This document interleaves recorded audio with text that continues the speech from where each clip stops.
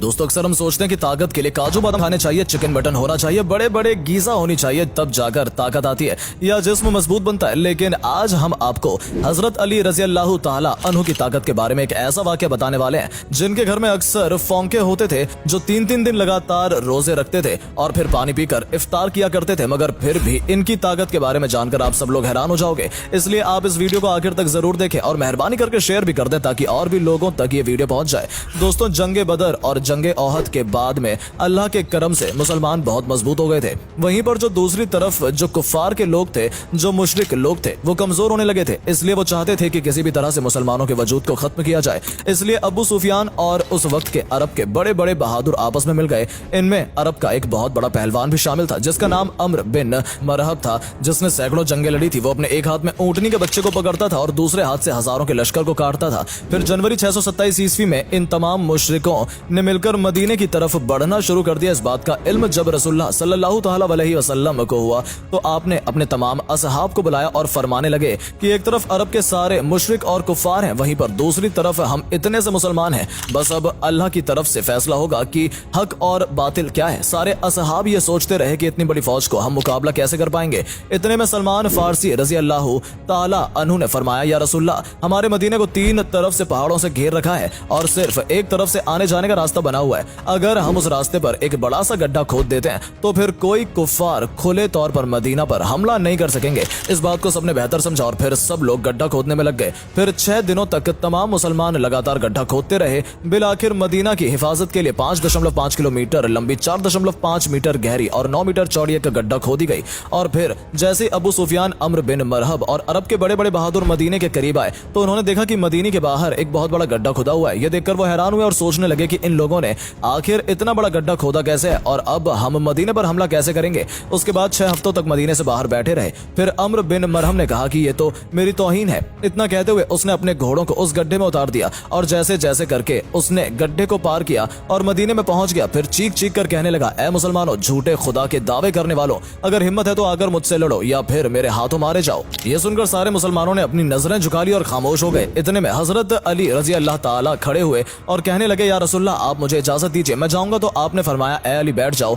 तुम्हें पता भी है सामने कौन है। सामने अम्र है, तुम इसे टक्कर नहीं दे सकोगे, तुम इसके टक्कर के नहीं हो, अभी तुम्हारी उम्र ही कम है। और उस वक्त हजरत अली रजी अल्लाह ताला की उम्र सिर्फ 23 साल की थी। फिर अम्र बिन मरहब चीख कर कहने लगा, ए मुसलमानों, किधर है तुम्हारी जन्नत जिसका तुम दावा करते हो? कहते हो कि शहीद होंगे तो जन्नत में जाएंगे। यहाँ पर कोई नहीं है जो तुम्हारी जन्नत का शौकीन हो। मुसलमानों में बड़े बड़े बहादुर और पहलवान भी बैठे हुए थे, जिनमें उम्र तलहा जैसे बहादुर भी थे, मगर सबके सब खामोश हो गए। इतने में हजरत अली फिर से उठे और कहने लगे, या रसूलुल्लाह, आप मुझे इजाजत दीजिए, इस जालिम का मैं मुंह बंद करूंगा। तो आपने फिर कहा कि ए अली, बैठ जाओ, तुम्हें दिखता नहीं सामने अम्र है। फिर रसूल खुदा ने फरमाया, ये कौन है जो इस काफिर का मुंह बंद कराएगा? तो ये सुनकर सबने अपनी अपनी नजरें झुका ली और कहने लगे, या रसूलुल्लाह, सामने अम्र बिन मरहब है जो एक हाथ में ऊंटनी के बच्चे को पकड़ता है और दूसरे हाथ से हजारों के लश्कर को काटता है। इस जालिम से कौन लड़ेगा? इतने में हजरत अली ने तीसरी मर्तबा अपना हाथ उठाया और कहने लगे, मेरे आका, मुझे आप इजाजत दें, मैं इसका फिर मुंह बंद करूंगा। तो तीसरी मर्तबा रसूल खुदा ने हजरत अली को जाने की इजाजत दे दी। इजाजत मिलते ही हजरत अली एक हाथ में ढाल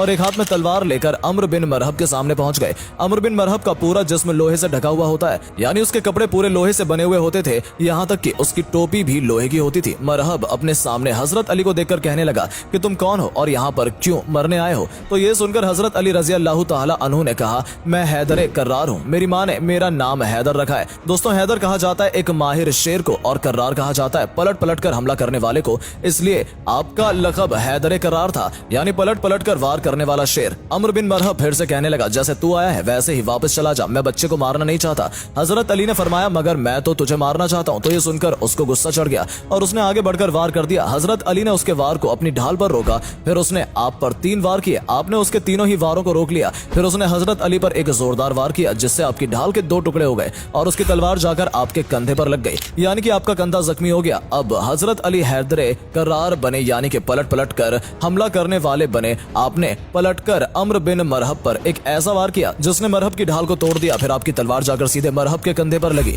मरहब के लोहे के कपड़ों को चीरते हुए आपकी तलवार ऊपर से नीचे गई, यानी कि आपकी तलवार ने जिस्म के 2 हिस्से कर दिए। उसकी लाश पर पांव रखा और कहने लगे, तुम मुझसे क्या मुकाबला करोगे? पत्थर का पुजारी और मैं हूँ रब ए मोहम्मद का गुलाम। दोस्तों, उसके बाद रसूल खुदा अपने कुछ सहाबे इकराम के साथ यहूदियों के बड़े किले पर पहुंचे। यहूदी उस किले में रहकर मुसलमानों के खिलाफ साजिश रचा करते थे। आपका काफिला यहूदियों के किले के पास 7 दिनों तक रुका और सुबह लड़ाई होती और शाम को खत्म हो जाती, लेकिन कोई नतीजा नहीं निकल रहा था। यह देखकर अल्लाह के रसूल ने अगले दिन अपने सारे असहाब को जमा किया और इरशाद फरमाया कि कल की सुबह मैं ये इस्लामी परचम उसके हाथ में दूंगा जिसे अल्लाह और अल्लाह के रसूल खूब मोहब्बत करते हैं और वो भी अल्लाह और उसके रसूल से मोहब्बत करता है। यह सुनकर सारे सहाबाए इकराम रात भर सो न सके। वो इसी सोच में थे कि सुबह ये इस्लामी परचम किसके हाथों में होगा। उसके बाद सुबह हुई, सबके सब जमा हुए। रसूल खुदा ने मजमे पर एक नजर डाली, आपको उसमें हजरत अली नजर नहीं आए। तो ये देखकर आपने पूछा कि अली कहाँ है। उनमें से किसी ने कहा, या रसूलल्लाह, अली की आंखों में जलन हो रही है, वो बीमार हैं। ये सुनकर रसूल खुदा ने फरमाया कि अली को बुलाओ। फिर हजरत अली उसी हालत में रसूल खुदा के पास आए।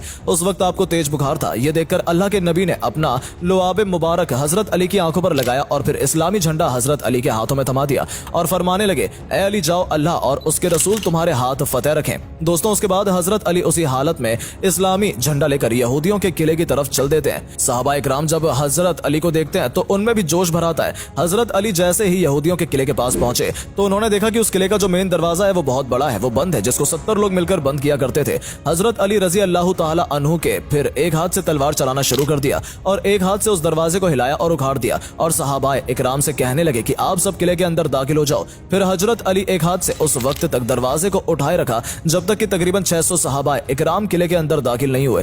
फिर जब सारे सहाबाए इकराम किले के अंदर दाखिल हो गए तो फिर हजरत अली ने उस दरवाजे को इतनी जोर से दूर फेंका कि कई गज दूर जाकर गिरा। तो दोस्तों, जिसकी ताकत 70 लोगों के बराबर थी वो हजरत मौला अली रजी अल्लाह ताला अन्हु थे। इसलिए तो हम अपने मुसलमान भाइयों बहनों को ये सिखाते हैं कि कभी कोई वजन चीज ना उठे तो या अली कहकर उठा लिया करो, क्योंकि या अली कहने से बाजू में तुम्हारे दम होगा मगर कुव्वते हैदरी तुम पर आ जाएगी। दोस्तों, उम्मीद है आपको आज का ये वाकया बहुत पसंद आया होगा।